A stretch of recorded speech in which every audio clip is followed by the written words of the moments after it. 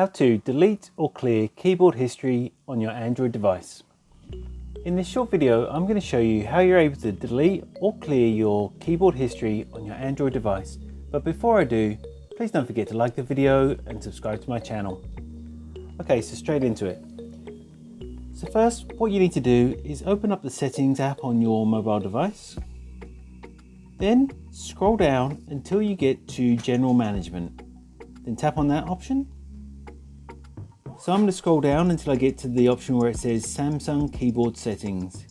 If you're using a different brand of phone, you may have a different keyboard settings here, but it should look fairly similar. So I'm just going to tap on Samsung Keyboard Settings. Next, I'm going to scroll all the way down until I get to Reset to Default Settings. Tap on that one. And now here you have two different options.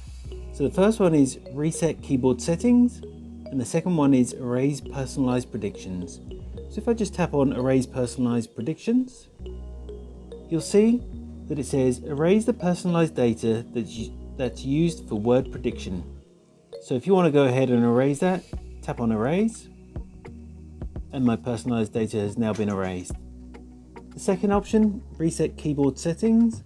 So if you tap on that one, it's going to reset your keyboard settings to exactly what they were when you first received your device. It says downloaded languages won't be deleted. So if I just want to go ahead and reset keyboard settings, I'll just tap on Reset. And now my keyboard settings have been reset. And that's all it takes to delete or clear keyboard history on your Android device. If you found this video helpful, I'd love it if you liked the video and subscribe to my channel. Thanks for watching.